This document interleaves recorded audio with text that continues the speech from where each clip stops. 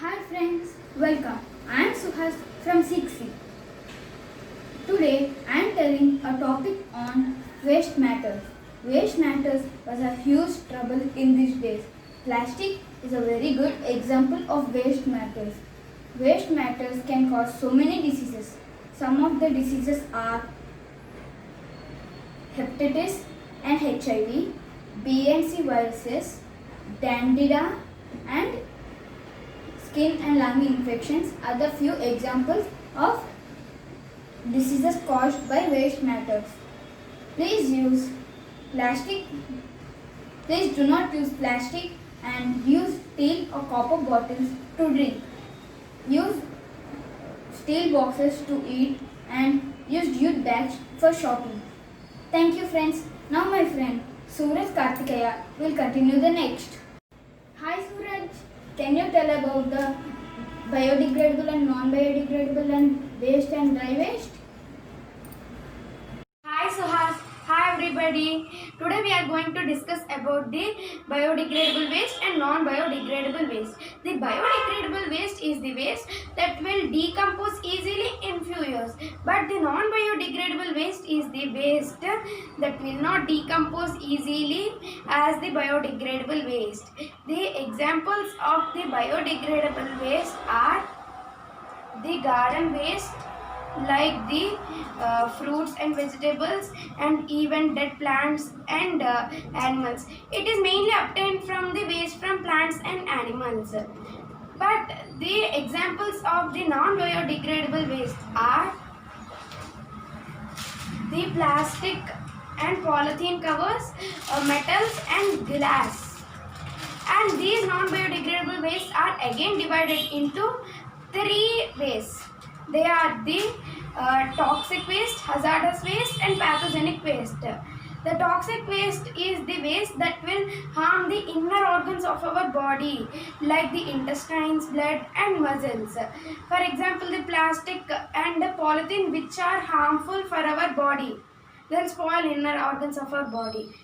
And now I am going to tell you about the hazardous waste. The hazardous waste is also harmful for our body, but they will harm the outer parts of our body like skin. For example, the fuels that will burn our body. And even the radioactive metals like the radium and uranium that will cause cancers due to radiation. And now I am going to tell you about the pathogenic waste. The pathogenic waste is the waste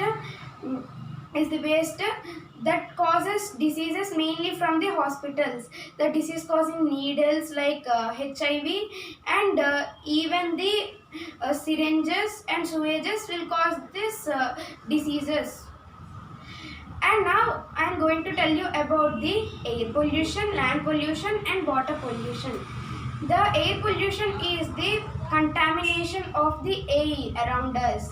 It is caused mainly when the fuels are burnt in large amounts and harmful gases like carbon monoxide and nitrogen are released into the air. It's very harmful for us. Now I am going to tell you about the water pollution. The water pollution is the contamination of the water. It is mainly caused when we add a lot of pesticides and herbicides to the land, and it gets polluted, and when rains and floods came, they are washed away into the wells and rivers. This causes many diseases like typhoid and jaundice. Now I am going to tell you about the land pollution.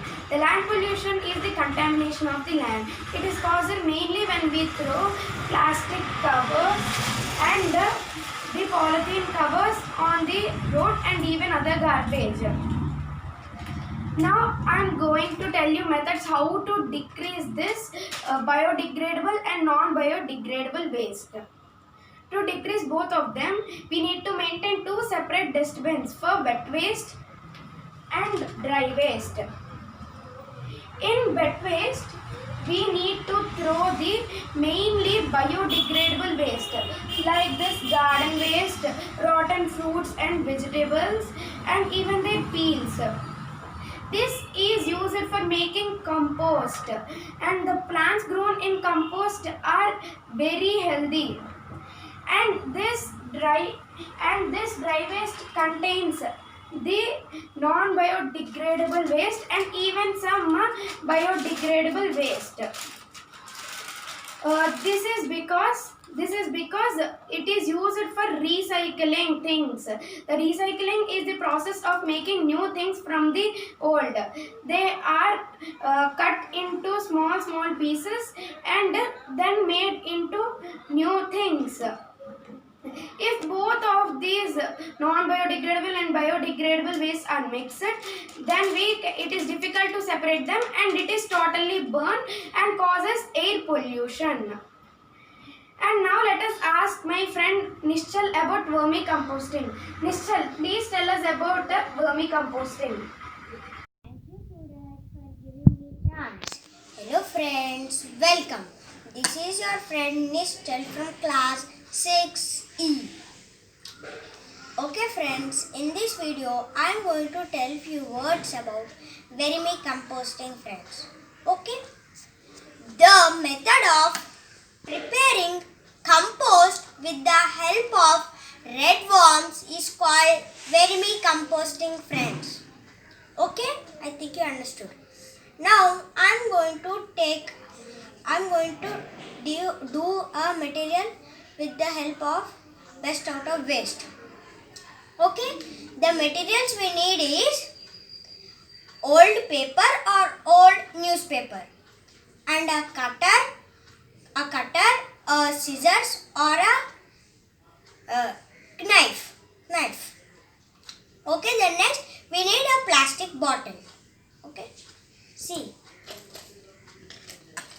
this is what I got, the result.